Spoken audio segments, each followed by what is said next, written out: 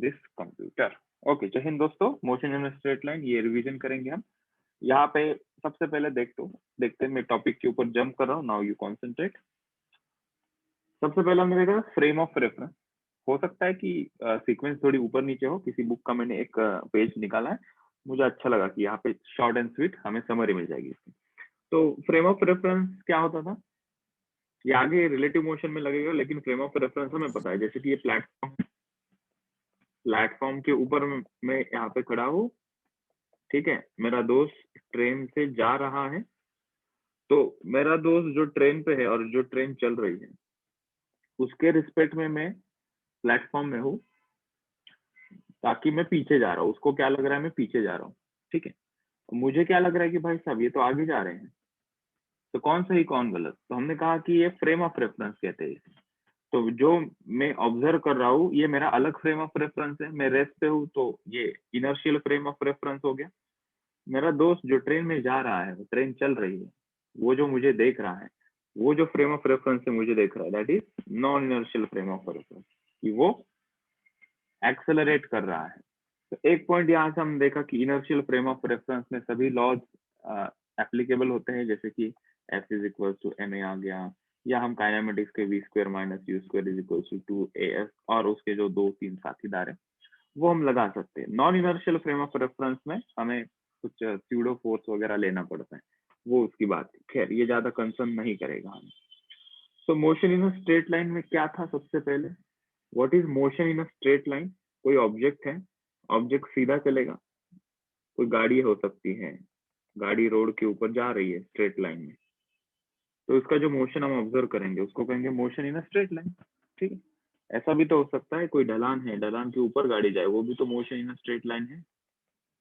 ये गाड़ी है, किसी ढलान के ऊपर चढ़ रही है, लेकिन वो स्ट्रेट जा रही है, कहीं टर्न नहीं ले रही, ना लेफ्ट ले रही है ना राइट ले रही है। इस टाइप के मोशन को हम कहेंगे motion in a straight line, ठीक है। क्वेश्चन भी सिंपल ही होते हैं इसके।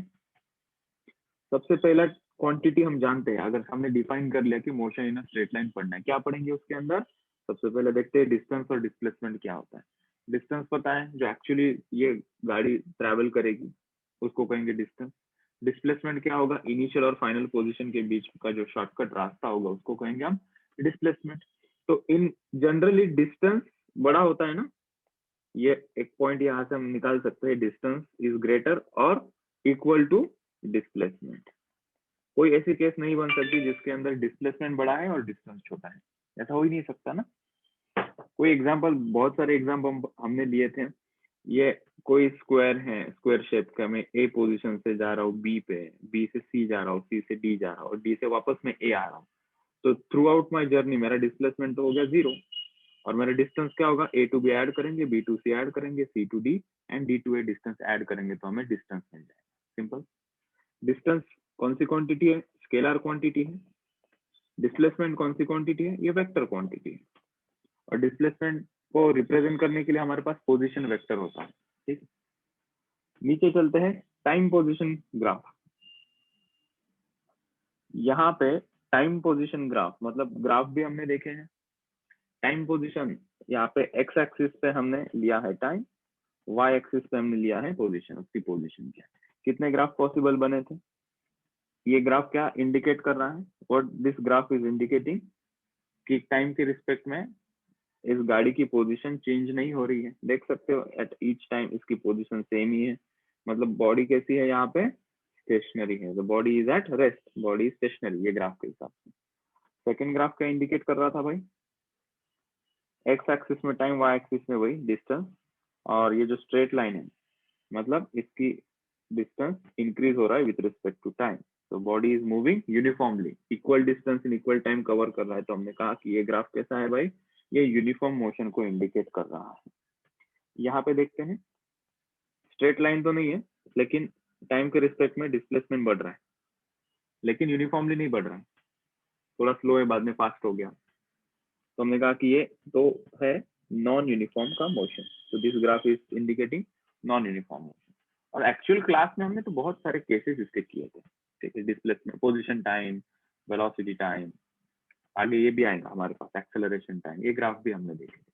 लेकिन बीच में हम थोड़ा सा स्पीड पढ़ लेते हैं। स्पीड क्या है, स्पीड क्या है, it is nothing but total distance upon total time, total path length upon time taken, ठीक है।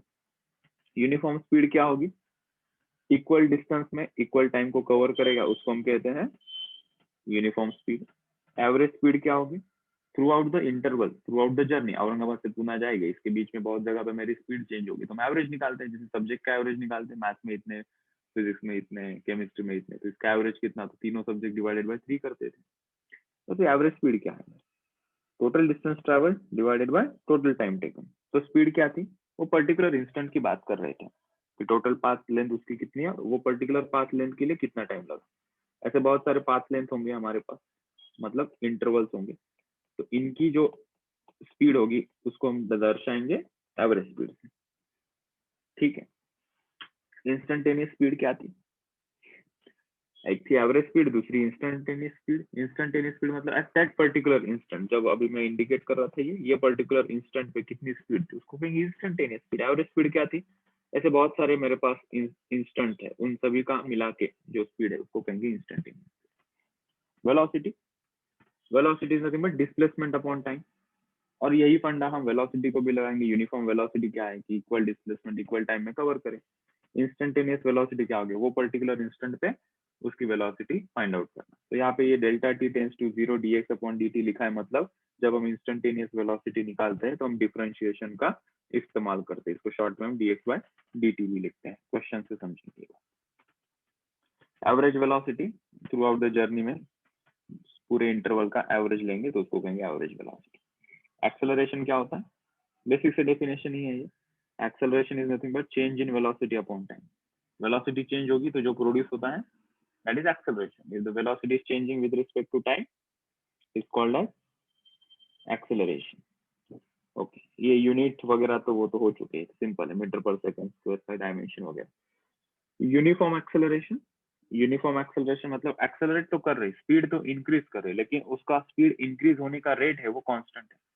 मतलब 1 सेकंड के बाद 1 मीटर पर सेकंड स्पीड है, दूसरे सेकंड पे 2 मीटर पर सेकंड की स्पीड, तीसरे सेकंड में 3 मीटर पर सेकंड की स्पीड। मतलब स्पीड तो बढ़ रही है भाई, लेकिन यूनिफॉर्मली बढ़ रही है, ठीक है, अंधाधुंध नहीं बढ़ रही है, तो उसको कहेंगे दैट इज यूनिफॉर्म एक्सेलरेशन, ठीक है। Average acceleration and instantaneous acceleration as the same meaning जो एवरेज वेलोसिटी और एवरेज स्पीड के लिए हमने डिफाइन किया था, वैसे ही यहाँ पे लगेगा। इंस्टेंटेनियस एक्सेलरेशन निकालेंगे तो हमें डिफरेंशिएट करना पड़ता है, वो क्वेश्चन के थ्रू हम देखेंगे। उसके बाद हमारे पास 4 इक्वेशंस आए थे, इक्वेशन ऑफ मोशन, जिसके अंदर v is equal to u plus a t का इक्वेशन है, s is equal to u t plus half a t square, v square minus you square is equal to 2as, and ये nth distance जो cover करता है object उसका formula u plus a by 2 into 2n minus 1।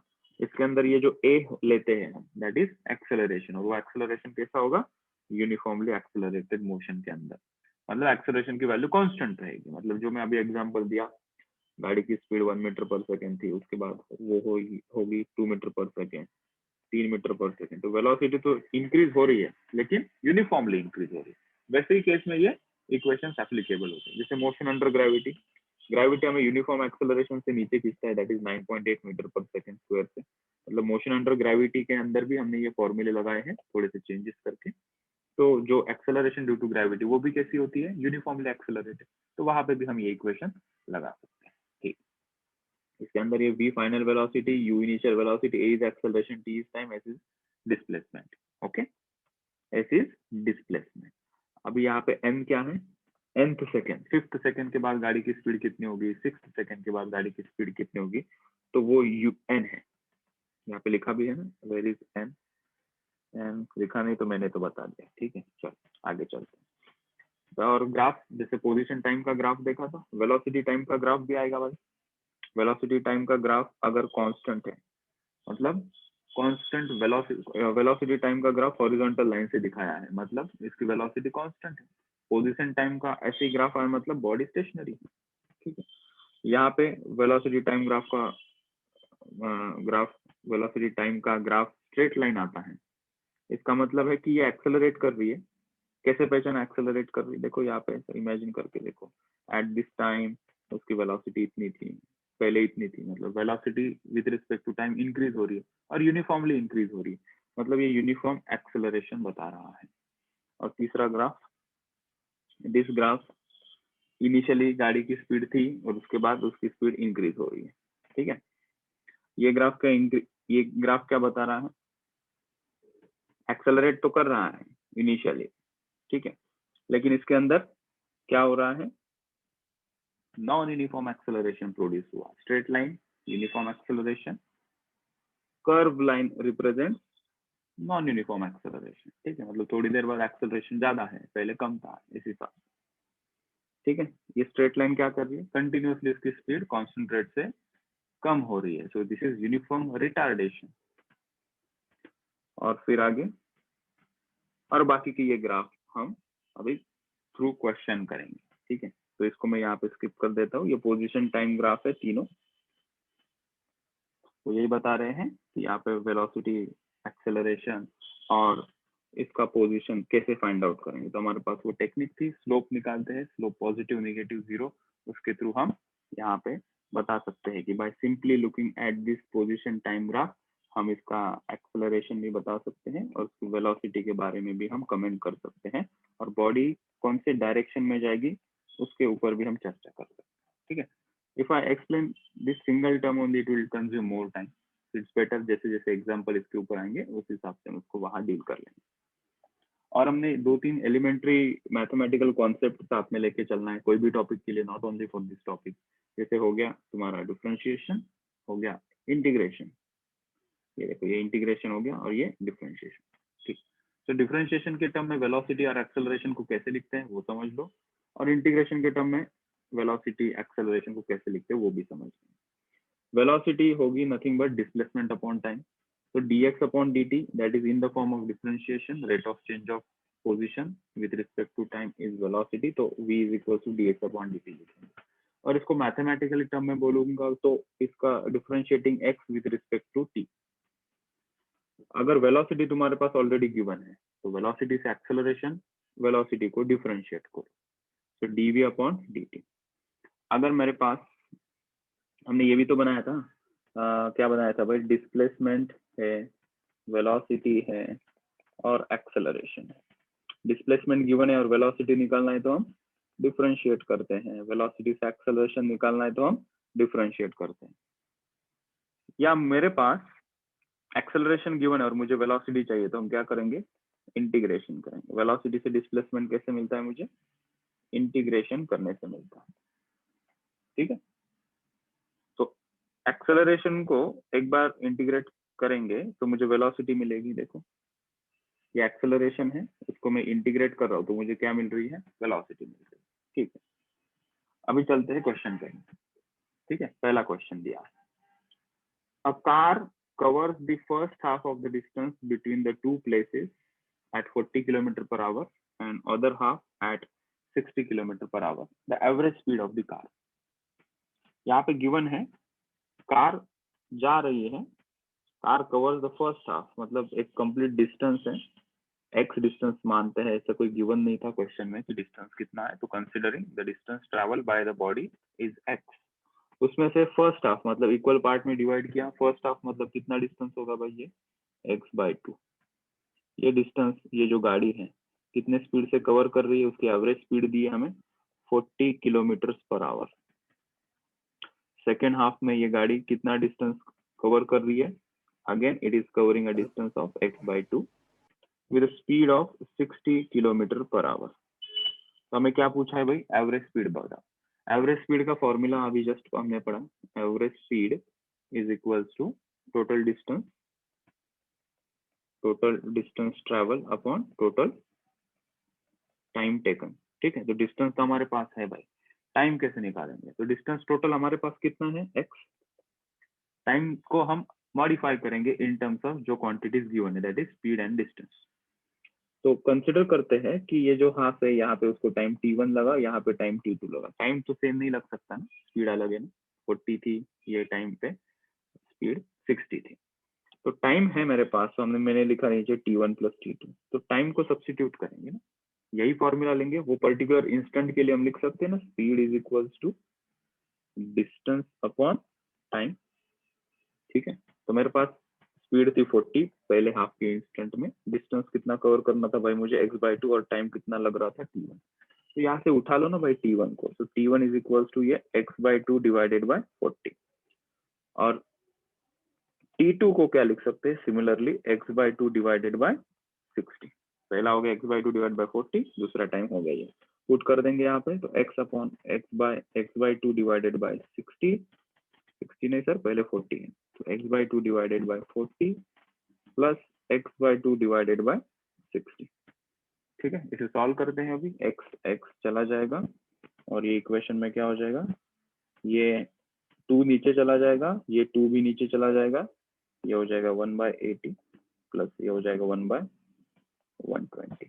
ठीक है, तो इसको जब हम सॉल्व करेंगे तो 80 इंटू 120 हो जाएगा, और नीचे हो जाएगा, अगे सही कर रहा हूँ ना मैं, हाँ 80 plus 120। Now if you solve this, so this comes out to be somewhat 48 kilometre.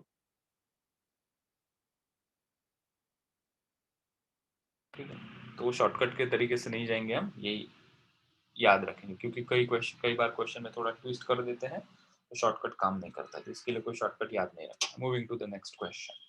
क्या तुम लोग समझ पा रहे हो? आवाज सभी स्क्रीन वगैरह सब ठीक चल रहा है ना? कोई मुझे रिप्लाई देगा? Yes sir. आवाज सही आ रहा है सर। ठीक है, स्पीड भी मेंटेन है या फास्ट हो रहा है काफी?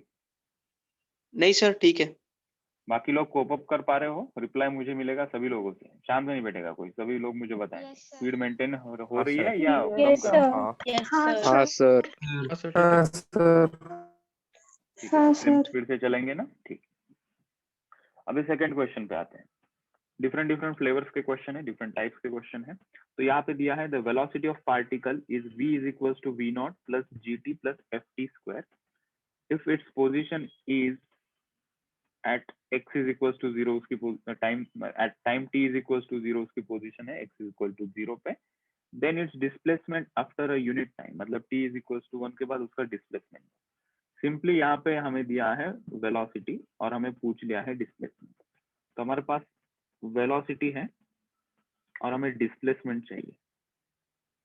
ठीक है, तो हमने इसको यहाँ से लिखा था ना, इधर से। तो अगर वेलोसिटी से डिस्प्लेसमेंट चाहिए तो क्या करना पड़ेगा? इंटीग्रेशन। तो पहली रफ हिंट हमें ये मिल रही है कि हमें इंटीग्रेशन करना पड़ेगा, क्योंकि यहाँ पे इक्वेशन भी गिवन है। इसको इंटीग्रेट करते हैं भाई। वेलोसिटी का इक्वेशन क्या दिया है? v is equals to v not plus g t plus f t square. पहले वेलोसिटी को इंटीग्रेट करने लायक फॉर्म में लिखेंगे, v is nothing but dx upon dt is equals to v not plus g t plus f t square. इसे integrate करना है, अभी तक इंटीग्रेट नहीं किया है, उसके वो सामने वो इसके डिफरेंशियल फॉर्म में लिखा है।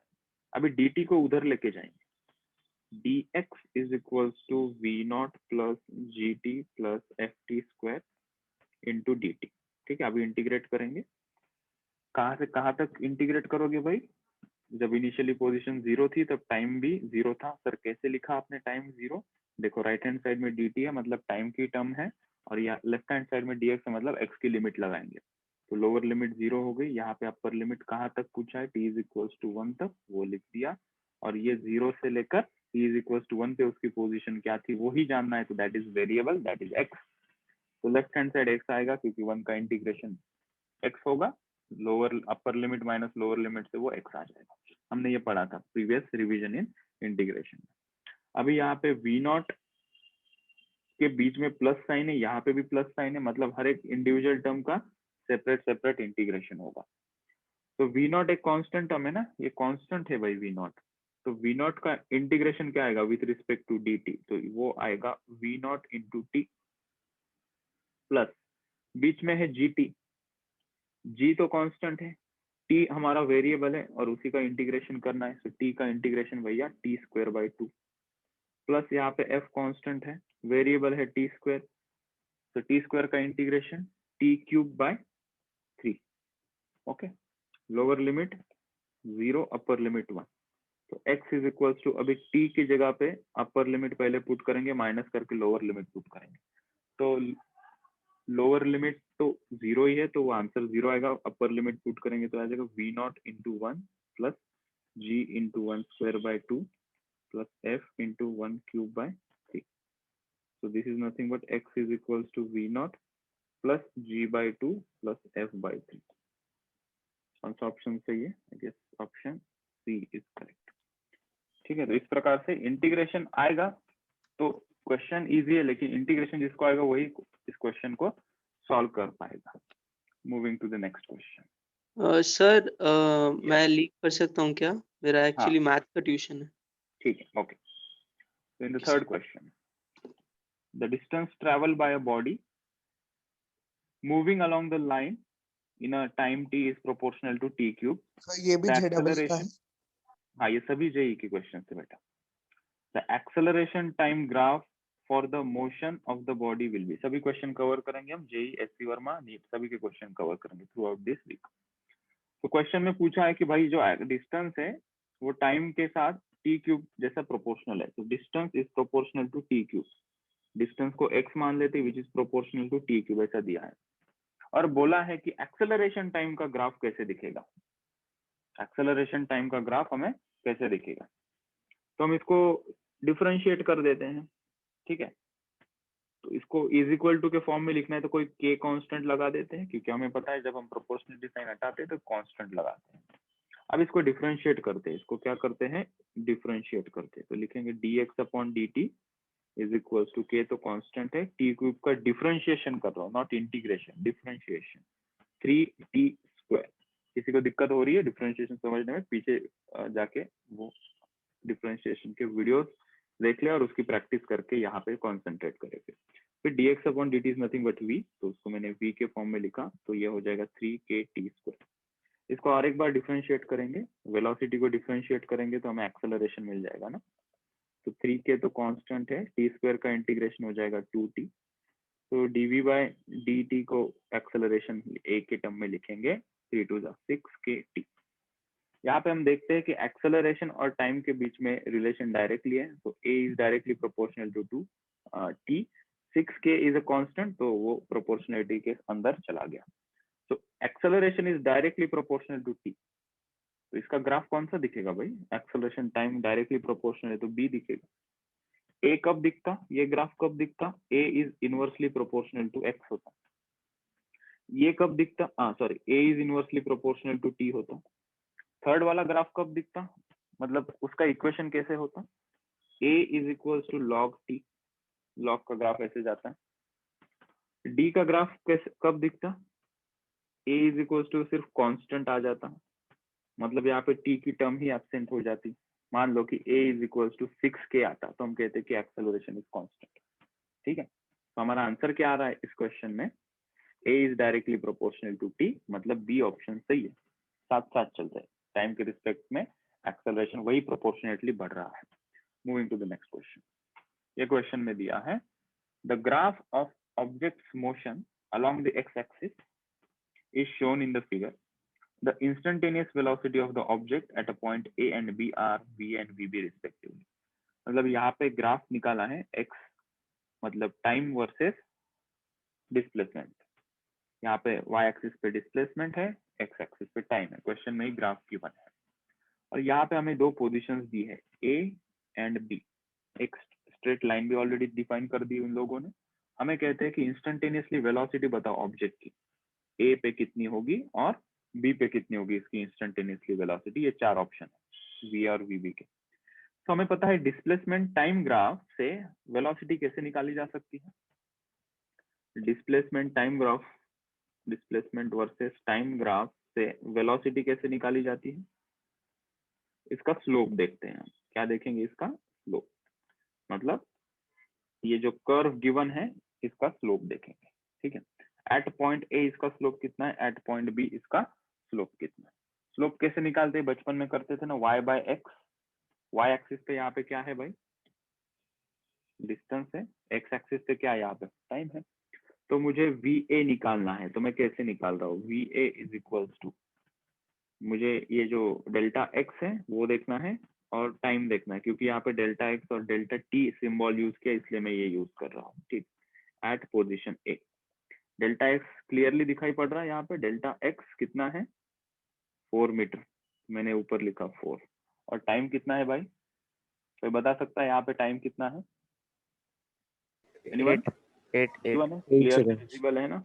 4/8 कितना हो गया फिर ये 1/2 that is 0.5 metre per second. VA मिल गया हमें अभी VB की तलाश है, वेलोसिटी एट B। तो delta x upon delta t B position पे देखेंगे, ठीक है। तो यहाँ पे ये मार्किंग हमें देखनी है और ये मार्किंग हमें देखनी है, ठीक है। तो यहाँ पे देखते हैं 0 और 10 के बीच में कितनी लाइन है, 1 2 3 4, ठीक है। मतलब एक यूनिट पे 2 सेकेंड है, मतलब 0 यहाँ पे 2 second, 4 second, 6 second, 10 second, 8 second, 10 second. फिर से एक बार 2 second, 4 second, 6 second, 8 second, 10 second, बराबर। 10 के बाद ये होगा 12। ये कहाँ पे आ रही है लाइन, लगभग यहाँ पे आ रही है लाइन, ठीक है। 12 कितना हो गया, 12 14 16, ठीक है। अगर यहाँ से थोड़ा हम स्ट्रेट लाइन दिखाएंगे तो इसके आसपास आ रहा है। Let's take it as 16। तो डेल्टा एक्स नहीं, टाइम 16 है, डेल्टा एक्स कितना होगा भाई।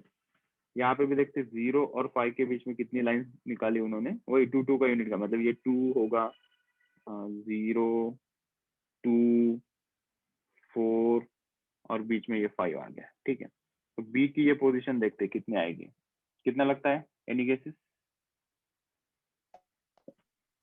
8 आ जाएगा, ठीक है। तो ये हो गया, ये वाली लाइन हमें देखनी, तो 5 6 7 और ये 8, क्योंकि ऑड नंबर लेंगे नहीं, वैसे कोई ऑप्शन ही नहीं है ना, तो विल टेक इट एज 8, ठीक है। तो ये भी हो गया 1, ये हो गया 2, that is it is coming out to be 0.5 metre per second.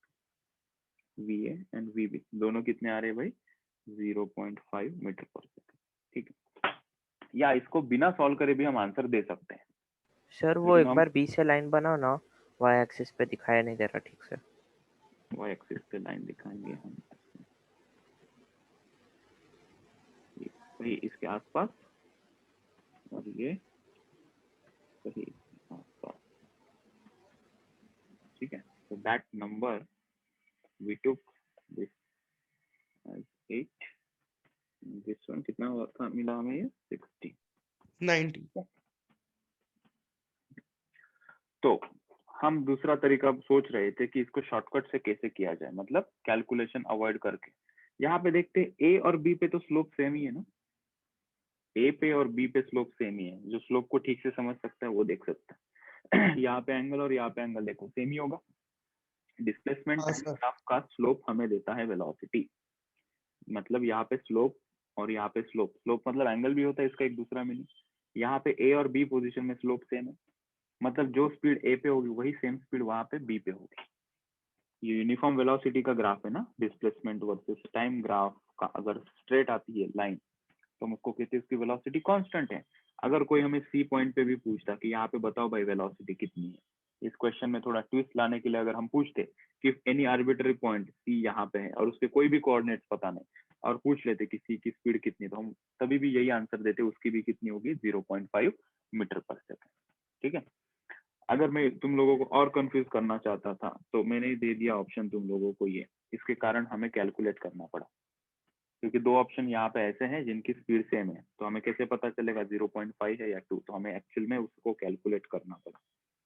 अगर ऐसा कुछ ऑप्शन नहीं दिखता तो हम सीधा सीधा ए को टिक लगा देते, डी अगर होता नन ऑफ दिस तो हम सीधा सीधा बिना कैलकुलेट करे ए को सीधा कर देते, टिक कर देते। चलते नेक्स्ट क्वेश्चन की तरफ। ये क्वेश्चन में an object moving with speed 6.25 metre per second is deaccelerated at a rate given by this equation where v is instantaneous speed, the time taken by the object to come to rest would be। मतलब हमें एक equation दे दिया और हमें बोला है कि time निकालो जब बॉडी रेस्ट में आ जाए, और इनिशियली वो इतने स्पीड से चल रही थी गाड़ी। बाप रे कैसे करें। तो यहाँ पे स्पीड दी है, स्पीड और टाइम का एक इक्वेशन दिया है और टाइम पूछ लिया, तो हमने इस इक्वेशन को देखा, dv by dt क्या होता है, एक्सेलरेशन होता है ना, उन्होंने लिखा है dv by dt, भाई चलो ठीक है, -2.5 रूट v, ये इक्वेशन एज इट इज हमने लिखा। बॉडी रेस्ट पे कब आएगी, रेस्ट पे है मतलब क्या जीरो होता है? कोई बॉडी रेस्ट पे है तो क्या जीरो होता है? वेलोसिटी। वेलोसिटी जीरो, मतलब बॉडी रेस्ट पे तो मुझे वेलोसिटी जीरो है, कब वेलोसिटी जीरो हो गई वो टाइम मुझे निकालना है। ये इसका अप्रोच रहेगा, वेलोसिटी कब जीरो हो गई वो टाइम बताओ, यही तो क्वेश्चन है। तो इक्वेशन में ये, इस इक्वेशन से कुछ वेलोसिटी का इक्वेशन मिल सकता है क्या? तो हमने देखा कि यस, इसको इंटीग्रेट कर लो, ये एक्सेलरेशन है ना, dv by dt is nothing but acceleration, ये एक्सेलरेशन है ना भाई, उसको बस dv बाई dt के टर्म में लिखा, तो ये dt उधर लेके जाओ तुम्हें वेलोसिटी मिल जाएगी, तो ये हो जाएगा -2.5 √v इंटू dt। ठीक है, अभी इसको इंटीग्रेट करने से पहले मेक श्योर यहाँ पे v की टर्म है ना, तो ये dt के साइड में क्या कर रहा है, उसको भगाओ यहाँ से, तो इसको भगाओ dv वाले साइड पे, इसका रिश्तेदार कौन है, dv है ना, तो इधर क्या कर रहा है, उसको हटाओ इधर लेके आओ। तो हमने लिखा ये dv, ये 2.5 को उधर ही रहने दो, 2.5, ये dt लिख दिया, √v यहाँ पे आ गया।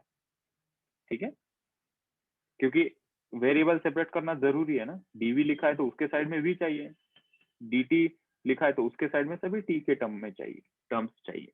अगर यहाँ पे ऐसा t² कुछ लिखा होता तो मैं उसको उड़ा के इधर लेके आता, क्योंकि dt यहाँ पे है। ओके, √v को हम लिख सकते हैं क्या, न्यूमरेटर में जाके v⁻⁻1/2 into dv is equal to -2.5 into dt। अभी इंटीग्रेट करो भाई, स्पीड कितनी थी पहले स्पीड कितनी थी भाई, इनिशियल स्पीड जो 6.25 मीटर। जीरो तो नहीं पुट करोगे ना, यहाँ पे जीरो तो नहीं पुट करोगे ना, नहीं तो हमें आदत पड़ जाती है कि बहुत सारे न्यूमेरिकल लगा दिए, यहाँ पे हमेशा जीरो होता है तो जीरो लिख के, नहीं ये गाड़ी कैसे हो रही है, रुक रही है, तो इसकी इनिशियल कंडीशन में वेलोसिटी होगी, फाइनली वेलोसिटी जीरो हो जाएगी, तो ये 6.25 नीचे आएगा और यहाँ पे हम v करेंगे। जब इसकी 6.25 थी तो सिचुएशन क्या थी, वहां से तो पिक्चर हमने देखना स्टार्ट की, मतलब वहां पे टाइम को क्या पुट करोगे, जीरो पुट करोगे, और जब इसकी वेलोसिटी v हो गई वो वाला टाइम को क्या पुट करोगे वो पता नहीं, उसको t पुट कर देंगे। ठीक है, फटाफट से अभी इसको इंटीग्रेट कर लेते हैं, v⁻⁻1/2 का इंटीग्रेट कोई मुझे बता दे तो मजा आ जाएगा, v⁻⁻1/2 का इंटीग्रेट, तो इसको मैं यहाँ लिख रहा हूँ v⁻⁻1/2 का इंटीग्रेशन v⁻⁻1/2 + 1 डिवाइडेड बाय -1/2 + 1। ठीक है, यहाँ पे लिख दिया लोअर लिमिट 6.25 और ऊपर लिख दिया मैंने v is equal to, right hand side में चलते हैं भाई, -2.5 है, कोई t की टर्म है ही नहीं तो इसको एक t ले दो, -2.5 t राइट हैंड साइड में आया, इधर 0 ऊपर t, तो यहाँ से हमें वेलोसिटी मिल जाएगी v⁻⁻1/2 + 1 is nothing but v⁻1/2 divided by 1/2, और ये लोअर लिमिट पे 6.25 और ऊपर पे v, और ये यहाँ पे ये -2.5 t हमें मिलेगा। ठीक है, इसको सॉल्व कर लेते हैं भाई, चलो।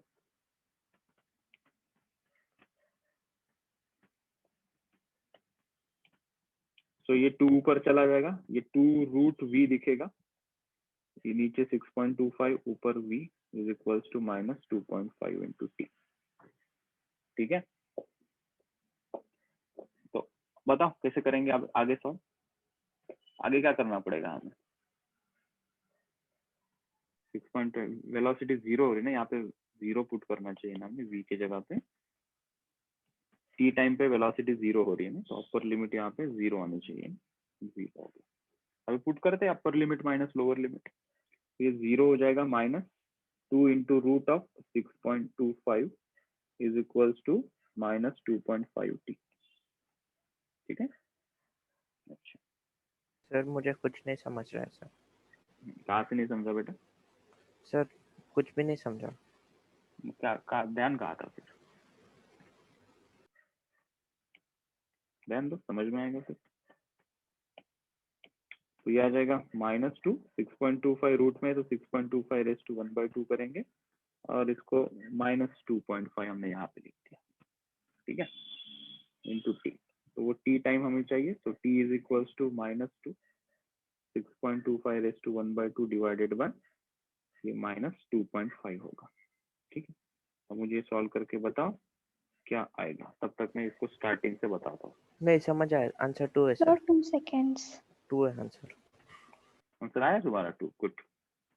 So you got t is equals to 2 seconds. Option A, ठीक है। इस क्वेश्चन में हमें इक्वेशन दिया था, इस इक्वेशन को हमने लिखा in terms of variable separation, dt उधर लेके गए, ये dv था। और फिर हमने कहा कि यार ये जो रूट v है, ये रूट v dv के टर्म में, dv के साइड में चाहिए, तो रूट v इधर आ गया और इसको हमने फिर न्यूमरेटर में लेके गए और इसको इंटीग्रेट किया, ठीक है, पूरे मैथमेटिकल टर्म से, ठीक है। कोई फिजिक्स तो बस यही खत्म हो गया कि यहाँ से फिर तो हमने पूरा मैथ सॉल्व किया। तो यहाँ से इसको इंटीग्रेट किया तो हमें ये टर्म मिली। अपर लिमिट लोअर लिमिट हमने लगा दी, क्योंकि इनिशियली वेलोसिटी उसकी 6.25 थी, बाद में गाड़ी जाके रुकने वाली थी, तो फाइनली उसकी वेलोसिटी 0 कर दी। इनिशियली जब चल रही थी तब टाइम था 0, तो वहां से हमने मेजर करना स्टार्ट किया, तो इनिशियल पॉइंट का टाइम अगर कभी लिखते हैं तो 0 लिखते हैं, और फाइनली जब उसकी वेलोसिटी 0 होगी तब का टाइम हमने t लिखा, वही जानना था हमें कि t कितना है। तो ये इंटीग्रेट करने के बाद अपर लोअर लिमिट हमने लगाई यहाँ पे, अपर लिमिट 0 थी, लोअर लिमिट 6.25 थी, सो रूट 6.25 हमने लिखा यहाँ पे इज इक्वल्स टू -2.5t। इसको हमने सॉल्व किया, आ गया आंसर 6. इसको कैसे सॉल्व करोगे, रूट 6.25 को इसको 625 कर दो भाई, 625 इंटू 10⁻² कर दो। 625 का रूट कितना आता है, 25 आता है, 10⁻1 हो जाएगा भाई 2.5। तो 2.5 और 2.5 कट हो जाएगा, 2 बचेगा बस, इसलिए ऑप्शन ए।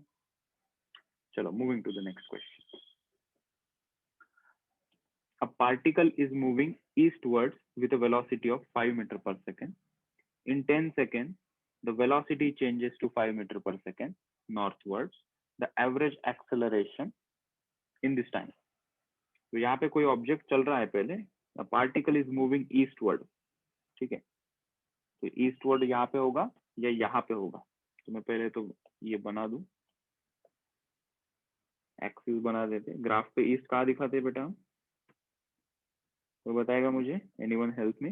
ईस्ट यहाँ लिखना Sir, चाहिए positive side of या x-axis. ईस्ट यहाँ पे होगा, तो ये सही है ना, ईस्ट विल बी हियर, ये नहीं, ईस्ट, ठीक है। और ऊपर क्या होता है, नॉर्थ, नीचे होगा साउथ, और ये होगा वेस्ट, ठीक है।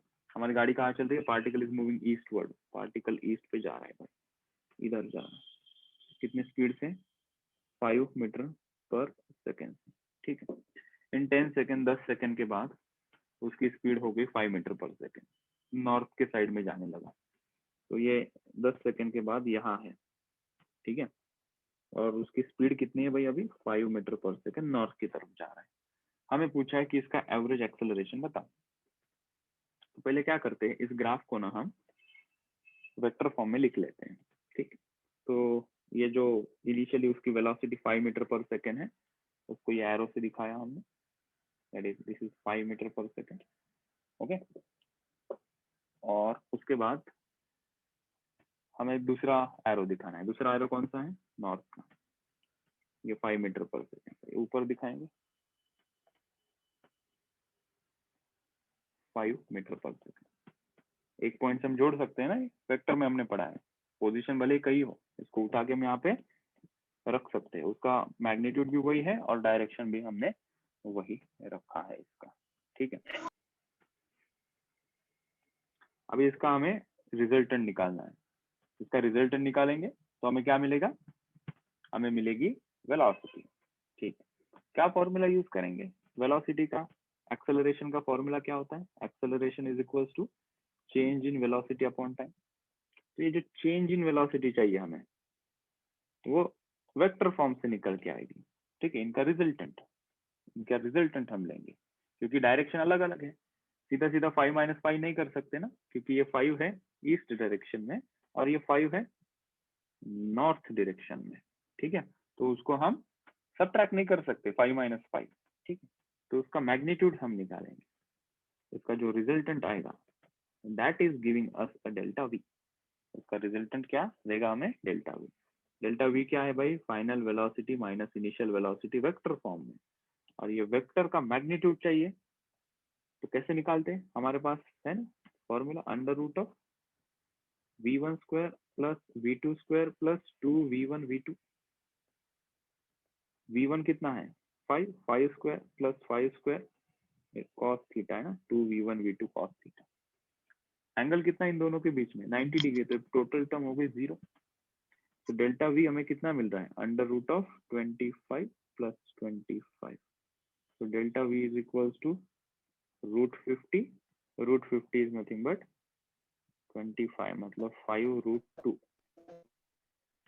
तो एक्सेलरेशन हमें मिल गया, एक्सेलरेशन हमें मिल गया 5√2 डिवाइडेड बाय कितने टाइम में चेंज हो रही है, वो टाइम भी हमें गिवन है, दैट इज 10 सेकंड। तो डिवाइडेड बाय हमने 10 कर दिया, ठीक है। तो 5 1 5, 5 2 10।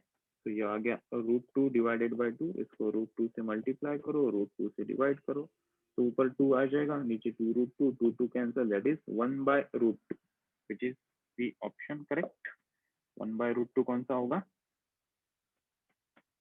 नॉर्थ ईस्ट या north west? Northeast. Northeast. Northeast. Option B is correct, ठीक है। और एक क्वेश्चन देखते हैं, यहाँ पे दिया है एन ऑटोमोबाइल सर एक सेकंड ट्रैवलिंग। लास्ट सेट बताओ प्लीज। हाँ सर हो गया। An automobile traveling with a speed of 60 km per hour can brake to stop with a distance of 20 meter। गाड़ी चल रही है पहले 60 km per hour से, और इसने ब्रेक लगाया, उसको रोकने के लिए 20 मीटर का डिस्टेंस ट्रैवल करना पड़ा, बाद में 0 हो गई स्पीड। वही car is going twice fast, double speed से अगर जाती है 120 km per hour से जाती है, तो कितना टाइम में उसकी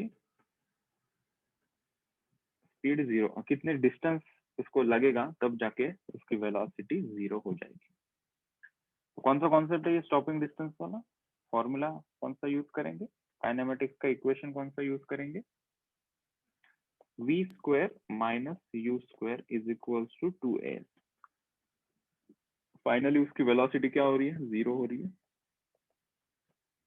तो s is equals to minus you square upon 2a। Minus आया क्योंकि हम उसका रिटार्डेशन हो रहा है, वेलोसिटी कम हो रही है।